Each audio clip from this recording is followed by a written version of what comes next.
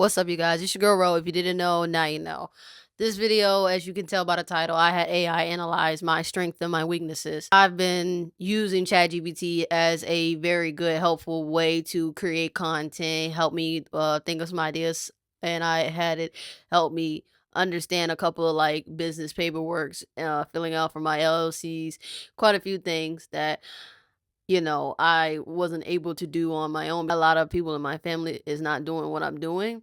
Some of them were entrepreneurs, but I've never had anyone I could look up to that does content and is making money from their content. AI did not hold back. I ain't gonna lie. Me and AI, I would tell it some things, how to go about certain situations, and it makes sense of why I would say that. You know what I'm saying? We're gonna start with my strengths that I said.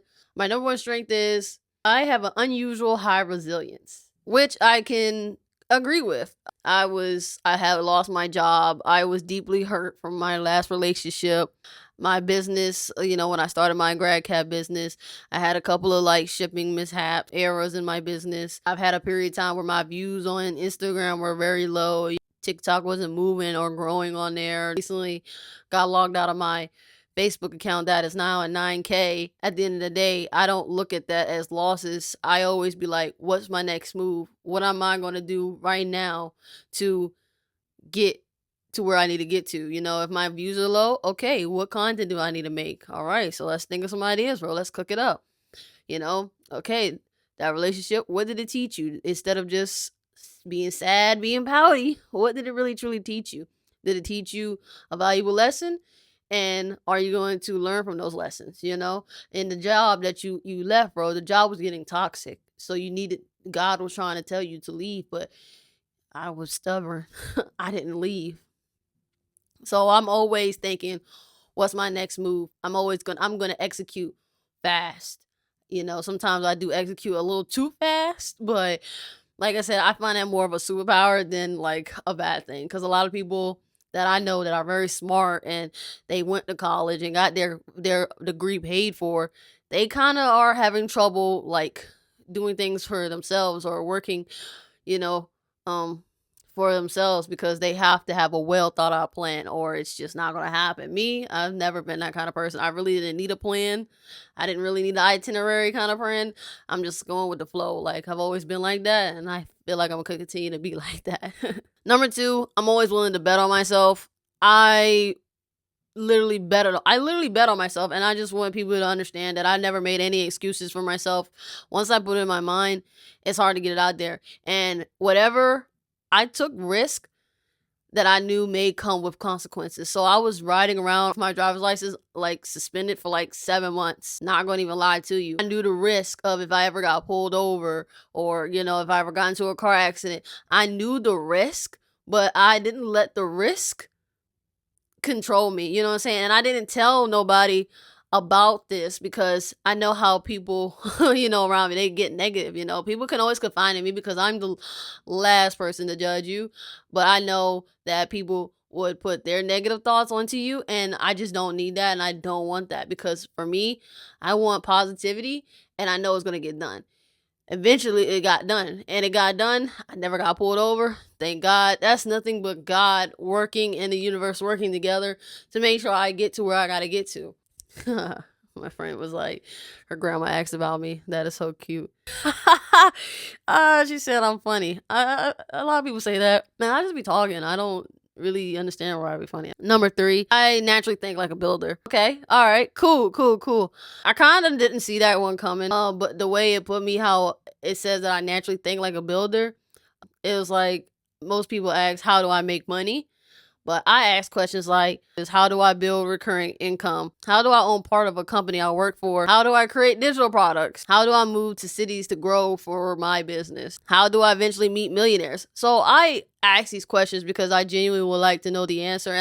ChatGPT cannot give me all the answers. I use ChatGPT to help me become a better person than I was yesterday and help me and my business grow. I don't ask those questions, how do I make money? Because you can literally make money with anything you do. You just have to believe it and put your mind to it. Just like I'm believing in myself and I'm putting my mind to it. And a lot of people be like, what? How can you make money? How are you making a living? How did you make $50,000? Baby. like I said, you can do anything you put your mind to. Another thing that it says, my discipline is starting to become my identity, which is very true. I am starting to be on a very like strict program. Since I've started doing my jogs, I barely be having runner's itch. So it does hit when I do like my sprint moments, or I'm, like the high intensity when I'm going up the hill.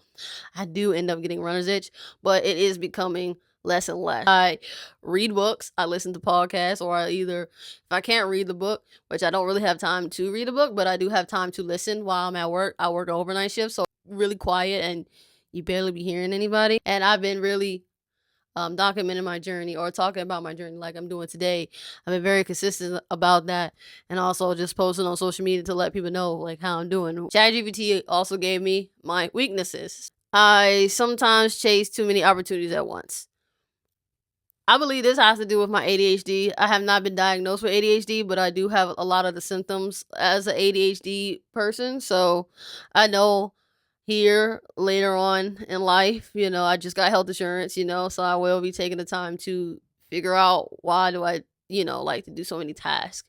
I got to remember, you can't get rich with doing multiple things. You only can get rich by doing that one thing that you enjoy to do, and you continue to do that from years on. Always remember why you're doing it. Remind myself of why. Why do I want to make this a full-time thing? Why? It's because, like, one, I'm done being in the warehouse. This will be my last warehouse that I work at until I go for myself full-time as an entrepreneur.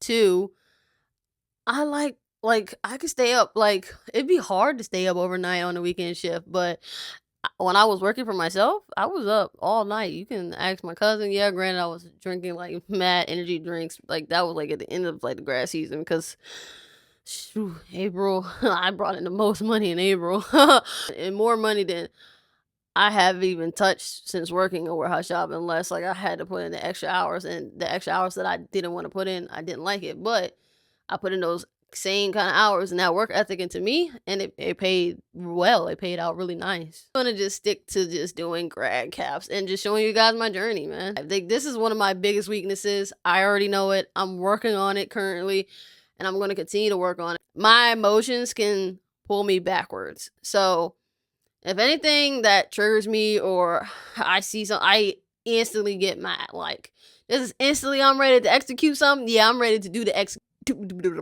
Yeah. My emotions, I really have to control my emotions, because I know that's one thing that a lot of business owners just know how to do. They know how to control their emotions. And I had definitely will become one of those people that know how to control their emotions and not let people come make me get out of my character, whether they're my partner or not. Normally I don't have this reaction when it's like some stranger yelling at me or whatever. Cool, like you're not, but it's normally a partner or a significant other that kind of gets underneath that knows how to get underneath my skin, and they know, why would you do that? I'm about to kirk out, right? I have to control my emotions, whether it's a partner or whether it's someone random, or maybe it's a client and me and them are getting at it, because I have like a few clients that we have went back at it. So I just have to stand my ground. Cannot let my emotions control me. I control them. So ChatGPT kind of didn't even need to tell me that. I already knew that was one of them. I sometimes underestimate what I've already built. This is true because I be saying I only made $17,000 in 4 months. I gotta remember, most people have never touched that amount of money doing something of their own. So this is not to sound cocky or whatever. This is just a reminder to me that this is your first year opening up, bro. You did it. I put my mind to it. I set a goal. I achieved it. I built it. I did this brick by brick, and it's going to continue to be building, because I'm going to continue to be improving the business, improving myself, working on whatever needs to be worked on to get me to being a millionaire, okay? It's not about the money. It's what the money can do for me later on in my life. It can help me create other businesses. It can help me with my family and my friends. It can help me put me in rooms where I can help other people be put in those rooms. It can help me so much. It's about also me getting freedom.